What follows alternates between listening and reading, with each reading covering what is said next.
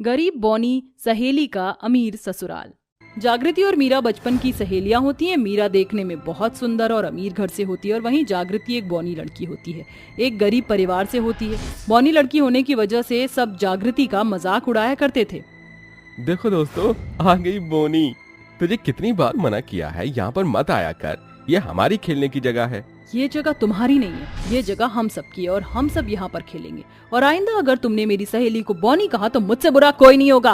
अपने बौनेपन का मजाक उड़ता देख जागृति रोती हुई वहाँ से चली जाती है और मीरा उसके पीछे पीछे जाती है। जागृति, तुम रो क्यों रही हो? तुम क्यों लोगों की बातों पर ध्यान देती हो? जिन्हें जो बोलना है बोलने दो, तुम इन सबको इग्नोर करो। अगर मैं बौनी हूँ तो इसमें मेरी क्या गलती है? मैंने कहा ना, इन सबको इग्नोर करो। जागृति और मीरा बहुत अच्छे दोस्त होते हैं, इसलिए जब भी कोई जागृति के बौनेपन का मजाक उड़ाता है तो मीरा उसे अच्छे से सबक सिखाती है। मीरा के साथ साथ उसकी फैमिली भी जागृति को बहुत पसंद करती थी। जागृति अक्सर मीरा के घर पर खेलने जाया करती थी। जैसे मीरा की माँ मीरा और जागृति के लिए अच्छा अच्छा खाना बनाती है और उन्हें अपने हाथों से खिलाती है। आज इन दोनों की दोस्ती को पूरे 12 साल हो जाते हैं और ये दोनों सहेलियां अब बड़ी हो जाती हैं। तू अभी तक तैयार नहीं हुई, तुझे देखने वाले तो अभी आते ही होंगे। माँ, मैं हो गई हूँ रेडी, आप टेंशन मत लो। बेटा, मैं टेंशन कैसे ना लूं? तू जानती है तेरे पिताजी के जाने के बाद मैंने कैसे इस घर को संभाला है। हमारे पास इस छोटे से घर के अलावा और कुछ नहीं है। अगर ये रिश्ता भी तेरे बौनेपन की वजह से वापस चला गया तो ना जाने क्या होगा। जागृति के बौनेपन की वजह से जो भी रिश्ता जागृति के लिए आता तो वह लोग उसे देखते ही मना कर देते हैं या कई गुना ज्यादा दहेज की मांग करते हैं। तो जागृति और उसकी माँ के लिए दे पाना नामुमकिन नहीं होता। थोड़ी देर में रिश्ते वाले आते हैं। जागृति को देखते ही वो शादी के लिए मना करके वहाँ से चले जाते हैं, जिसके बाद जागृति और उसकी माँ बहुत रोते हैं कि तभी वहाँ मीरा आ जाती है। क्या हुआ आंटी? जागृति, आप दोनों रो क्यों रहे हो? बेटा, तुझे तो पता है ना, इसके बौनेपन की वजह से इसकी शादी की बात कहीं भी नहीं बन पा रही। अब मैं क्या करूँ? कौन करेगा मेरी बेटी से शादी? आंटी, आप रोइए मत, देखिए सब ठीक होगा, आप बस भगवान पर भरोसा रखिए। इतना कहकर मीरा वापस अपने घर चली जाती है और सारी बातें अपनी मॉम डैड को बताती है, जिसे सुनकर जागृति एक बहुत अच्छी लड़की है, उसके अंदर सारे गुण हैं। अगर मेरा कोई बेटा होता तो मैं जागृति की शादी अपने बेटे से ही कराती। ठीक कह रही हो तुम, लेकिन हमें जागृति बेटी के लिए कुछ ना कुछ तो करना पड़ेगा। मेरी नजर में जागृति के लिए एक रिश्ता है, तुम्हें याद है? कुंती देवी, उनका एक लड़का है, क्या नाम है उसका? हाँ, विकी। बहुत अच्छा परिवार है। मैं सोच रहा हूँ मैं जागृति की बात वहीं चलाता हूँ। अगर जागृति की उस घर में शादी हो गई ना तो उस बच्ची के तो भाग्य खुल जाएंगे। गोपाल का आइडिया सबको अच्छा लगता है। वो फौरन कुंती देवी से बात करता है। जागृति की इतनी तारीफ सुनकर कुंती देवी इस शादी के लिए हाँ कर देती है। जब इस बात का पता जागृति और उसकी माँ को चलता है तो वो दोनों बहुत खुश हो जाते हैं और देखते ही देखते कुछ दिनों में ही जागृति और विक्की की शादी हो जाती है, जिसके बाद जागृति अपने ससुराल चली जाती है। अरे ये क्या कुंती, तेरी बहू तो बौनी है। तेरा लड़का तो देखने में ठीक ठाक है, तो फिर ये बौनी लड़की को क्यों बहू ले आई? कहीं तेरे लड़के में कोई कमी तो नहीं है ना? विमला की बातें सुनकर कुंती को बहुत गुस्सा आता है और वो शर्म के मारे कुछ नहीं कह पाती। कुंती जागृति को अंदर लेकर आती है, उसके बाद उसे खरी खोटी सुनाती है। आज तेरी वजह से जो पड़ोसी मेरे सामने आंख उठाकर बात नहीं करते थे, उन्होंने मुझे इतनी बड़ी बात बोल दी। पता नहीं कौन सी मनहूस घड़ी में मैंने अपने बेटे के लिए रिश्ता मंजूर किया था। माँ, आप कैसी बातें कर रही हो? जागृति मेरी पत्नी है और आप मेरी पत्नी से ऐसे बात नहीं कर सकती हो। अपनी सास के मुंह से ऐसी बातें सुन जागृति को बहुत दुख होता है और उसकी आंखों में आंसू आने लगते हैं। लेकिन जागृति को इस बात की खुशी भी होती है कि कम से कम उसका पति उसकी साइड है। कुंती घर के सारे काम की जिम्मेदारी जागृति को ही दे देती है, जिस वजह से जागृति दिन रात घर के कामों में ही लगी रहती। लेकिन कुंती को इस बात से जरा भी फर्क नहीं पड़ता। वो दिन रात जागृति से काम कराती और उसको ताने दिया करती। जागृति की शादी को काफी टाइम हो जाता है, इसलिए जागृति की सहेली मीरा उससे मिलने आती है। जागृति, तुम तो अपनी शादी के बाद अपनी सहेली को भूल ही गई। नहीं मीरा, ऐसी बात नहीं है, मैं भी तुमसे मिलने के लिए ही सोच रही थी, लेकिन घर के काम से फुर्सत ही नहीं मिलती। घर के काम? लेकिन मीरा, इस घर में तो नौकर है, तो तुम्हें घर के काम करने की क्या जरूरत है? मीरा, इस घर में अब कोई भी नौकर नहीं है और अपने घर का काम करने में कैसी तकलीफ? जागृति की बात सुनकर और उसका उदास चेहरा देखकर मीरा को उस पर शक होता है।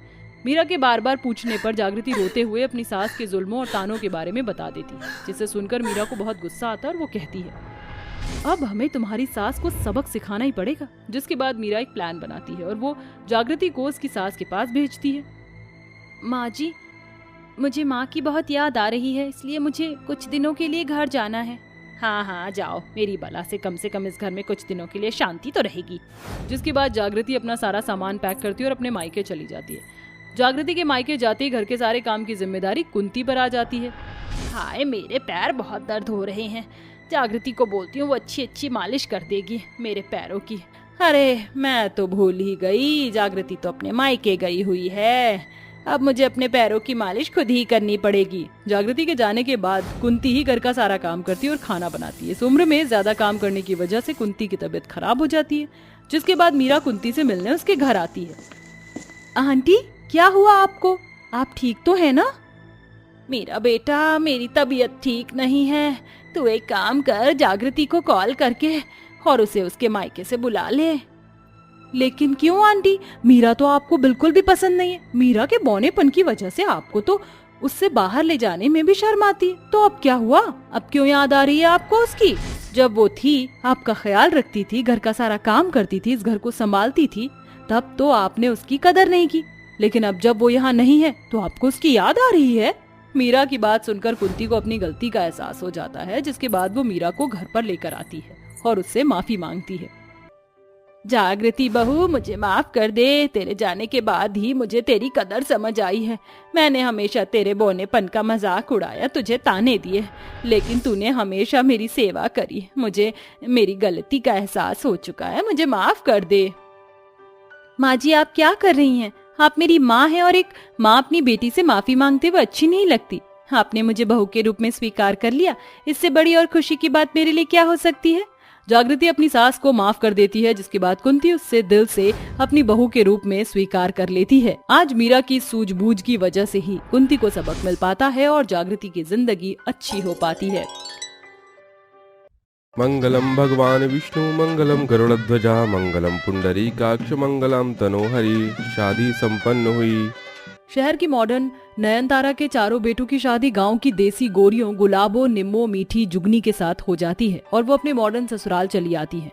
उनका ससुराल बहुत ही मॉडल और हाई क्लास होता है, जहां उनकी मॉडर्न ननद उर्मी उनके देसी लुक से चिढ़कर कहती है, ओह गॉड मामी, आपको भाई की शादी करने के लिए गाँव की देसी गर्ल्स ही मिली थी?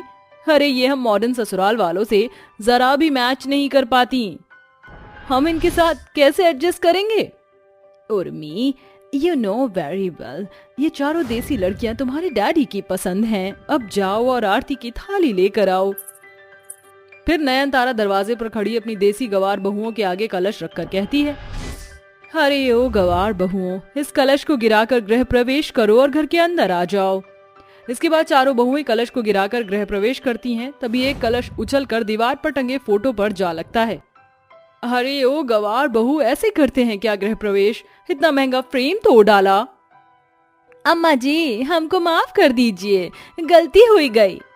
अम्मा जी इसमें गुलाबों की कोनो गलती नहीं है, हमारी गुलाबों गांव में गिल्ली डंडा और क्रिकेट की पक्की खिलाड़ी भैया थी, शायद इसीलिए कलश को गिल्ली समझकर भावनाओं में बह गईं। अरे बंद करो ये बकवास बॉडम कहीं की, ये तुम्हारा ससुराल है, तुम्हारा गांव नहीं। अपने कमरे में जाकर आराम करो, थोड़ी देर में तुम्हारी मुंह दिखाई है। चारों बहुएं अपने कमरे में चली जाती हैं। तभी उर्मी उन्हें नेट की साड़ी देती है। अरे मेरी देसी भाभीियों, 10 मिनट में तुम्हारी मुंह दिखाई है, अपना ये लल्लन टॉप वाला लहंगा चेंज करो और ये साड़ी पहनकर रेडी होकर बाहर आ जाओ। चारों गवार बहुएं जैसे तैसे नेट की साड़ी पहनकर बाहर आ जाती हैं, जहाँ सोसाइटी की मॉडर्न औरतें बैठी होती हैं। अम्मा जी, अरे ओ अम्मा जी, आप हम चारों बहुओं को कैसा साड़ी पहनने को दी हैं? दुकान वाला आपको साड़ी की जगह मच्छरदानी बेचकर ठग दिया है। देखो तो कैसे हमारा चेहरा आर पार दिखाई दे रहा है। जुगनी, ये भी तो हो सकता है कि सासू अम्मा ही रास्ते का माल सस्ते में उठा लाई हो। गवार बहुओं की ये बात सुनकर सोसाइटी की सारी औरतें हंसने लगती हैं और डिम्पल कहती है, ओह गॉड, नयनतारा कहाँ से उठा लाई हो इन जोकरों को? जो भी हो, ये हैं हमें एंटरटेनमेंट बड़ा अच्छा कर रही हैं। और तुम्हारी बहुओं का देसी बोल बच्चन बता रहा है कि गांव से हैं। गवार बहू की बेधड़क हरकतों के कारण सोसाइटी की मॉडल औरतें नयनतारा का मजाक बनाकर चली जाती हैं और उर्मी गुस्से में कहती है, देख लिया मम्मी, आज इन जाहिल गवारों के कारण हाई क्लास सोसाइटी में हमारी मॉडर्न फैमिली का मजाक बन गया है। दिस इज नॉट फेयर ननद जी, हम चारों तो कुछ किए ही नहीं है। वो मॉडर्न मैडम यही कचर कचर करके चली गई। बंद करो तुम चारों अपनी चिल्लम चिल्ली और अपने कमरे में जाओ।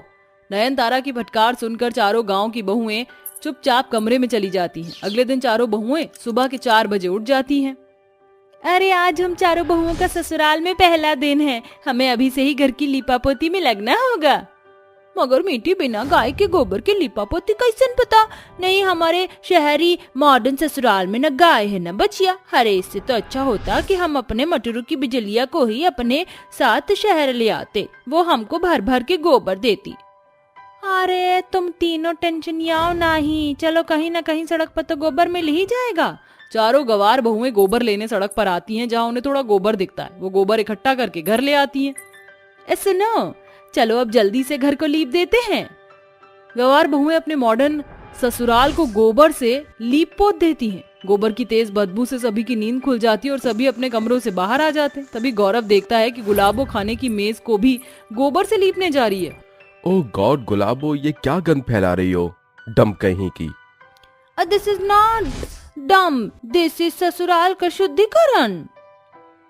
ओह गॉड मम्मी, तुम देख रही हो ना, अब तो इन तीनों भाभियों ने गवारपन की हद्दी कर दी। ससुराल के पहले दिन में पूरे घर में कबाड़ मचा दिया, जंगली कहीं की, नॉनसेंस ब्लडी बॉडम। अपनी मॉडर्न ननद को खुद को इंग्लिश में फटकारता देखकर गुलाबो गुस्से में आकर कहती है, don't underestimate power of the देसी बहू। क्या हुआ ननद जी, खा गई ना झटका हमारा फास्ट फ्यूरियस अंग्रेजी देखकर? हम गांव की हैं पर गवार नहीं, हमको भी अंग्रेजी झाड़ना आता है। Enough is enough. तुम चारों बॉडम बहुओं को कितनी बार बताना पड़ेगा ये तुम्हारा गांव नहीं शहर है? और किसने परमिशन दी थी तुम्हें गोबर से लीपा पोती की, लुल्लपति करने को? तुम चारों ने जो ये गोबर का रायता फैलाया ना, जल्दी से समेटो। बेचारी चारों गवार बहुओं को दोबारा से मेहनत करके पूरे ससुराल की सफाई करनी पड़ती है, जिसके बाद बारी आती है पहली रसोई की रस्म की। सासू माँ बताइए, पहली रसोई की रस्म में क्या बनाना है? इससे पहले कि नयनतारा अपने गवार बहू को खाने का ऑर्डर फरमाती, उनका ससुर संदीप मुस्कुराकर कहता है, अरे मेरी प्यारी बहुओं, आज तुम चारों का ससुराल में पहला दिन है, इसलिए तुम्हें जो बनाना आता है वो बना दो। ठीक बात ससुर जी। चारों गवार बहुएं रसोई में आती हैं। जुगनी निम्मो गुलाबो, इतनी मॉडर्न रसोई देखकर तो मेरा सर चकरा रहा है। अब ये चूल्हा कैसे जलेगा? अरे मीठी, ये 4 टांग वाला चूल्हा तो हमसे जलने से रहा, अब अपना देसी जुगाड़ लगाते हैं। ये कहकर गवार बहुएं ईंट का जुगाड़ बिठाकर बना लेती हैं चूल्हा, जिस पर बड़ी खुशी के साथ वो पहली रसोई में देसी खाना बनाकर अपने मॉडर्न ससुराल वालों के सामने परोसती हैं। खाना तैयार है, आप सबन शुरू कीजिए। ओ मेरी बॉडम बहुओं, ये कैसा देसी खाना बनाया तुमने? हम हाई क्लास लोगों के घर में ब्रेकफास्ट में सैंडविच पास्ता बनता है, ना कि ये देसी दाल चावल। अच्छा तभी तो सोचे अम्मा जी, आपके ननद जी की कलाइयाँ ककड़ी की तरह पतली क्यों हैं? अभी आप ये घास फूस तो इतने वक्त से खाती आ रही हैं, एक बार हमारे हाथ का ये दाल चावल चोखा चटनी पापड़ तिलोरी खा कर देखो और 4 दिन में तंदुरुस्त हो जाओगी। भाई मुझे तो खाने की खुशबू बहुत ही जबरदस्त लग रही है और खाने का रंग देखकर अब मुझको तो रुका नहीं जाएगा, मैं तो खाने जा रहा हूँ। अपने पति और बेटों की देखा देखी दोनों मॉडर्न सास और ननद भी गवार बहुओं का बनाया देसी खाना खाती हैं, तो उन्हें बहुत ही अच्छा लगता है और उर्मी कहती है, डिलीशियस। अरे वाह मेरी देसी भाभियों, खाना तो अच्छा बनाया, आई लव इट। थोड़ी और दाल देना। अरे थोड़ा सा काहे ननद जी, भर भर के दाल खाओ। सभी के खाने के बाद गवार बहुएं अपने पतियों के जूठे थाली में बैठती हैं। ये देखकर सास बोलती है, अरे तुम चारों इस जूठी थाली में क्यों खा रही हो? मैं किचन से क्लीन प्लेट्स ले आती हूँ। सासू अम्मा, थाली की कोई जरूरत नहीं है, हमारे गांव में औरतें पति की जूठी थाली में ही खाना खाती हैं, इससे पति पत्नी के बीच का प्यार बढ़ता है। This is disgusting. इसके बाद चारों गवार बहुएं अपने पतियों की जूठी थाली में खाना लेकर जमीन पर बैठकर हाथों से खाने लगती हैं। तभी उर्मी कहती है, अरे ओ मेरी देसी भाभियों, आप डाइनिंग टेबल छोड़कर जमीन पर क्या भंडारा खाने बैठी हो? नंद जी, हम देसी लोग हैं, आप जैसे हाई क्लास नहीं, हमें तो हमेशा से ही जमीन पर बैठकर खाने की आदत है। जमीन पर बैठकर खाना खाने के कारण चारों बहुएं कालीन को गंदा कर देती हैं और फिर सोफे पर जाकर बैठ जाती हैं। अरे वाह, ये गद्दा तो बहुत ही नरम और मुलायम है, कितना मजा आ रहा है। इसके आगे तो मखमल का गद्दा भी फेल है मीठी। चारों गवार बहुएं गद्दे पर जोर जोर से उछलने लगती हैं, जिस कारण सोफा फट जाता है। हाय दैया, ये कैसी आवाज थी? कारी गुलाबो, तू ये गद्दे पर बैठी बैठी गंदा फैला रही है, कुशल खाने में जा। नीचे उतरो, नीचे उतरो तुम चारों, गद्दे से जंगली कहीं की। ससुराल के पहले दिन में ही इतना नुकसान कर दिया। अपने गांव में तुम देसी बहुओं ने इतना कुछ तो देखा नहीं होगा, इसलिए तुम चारों को हमारा हाई क्लास स्टैंडर्ड हजम नहीं हो रहा। नयनतारा की फटकार पर चारों बहुएं रोने लगती हैं। अम्मा जी, जब से हम चारों बहू बनकर आए हैं, आप हमें बॉर्डम बोल रही हैं। यू आर वेरी बैड लोग। ओह गॉड मम्मी, कुछ करो वरना ये चारों गवार भाभियां भे भे करके रोती रहेंगी। चुप हो जाओ तुम चारों, अपनी सासू अम्मा को माफ कर दो। अरे गलती हो गई। नयनतारा देसी अंदाज में अपनी चारों रूठी हुई गवार बहू को मना लेती है। इस तरह गवार बहू का मॉडर्न ससुराल में पहला दिन खट्टे मीठे एहसास से भरा हुआ बीतता है, जिसके बाद नयनतारा गांव से आई गवार बहुओं को मॉडर्न ससुराल के तौर तरीके और हर इलेक्ट्रॉनिक चीजें चलाना भी सिखा देती है। साथ ही उनके देसी लुक को माहौल के हिसाब से बदल देती है।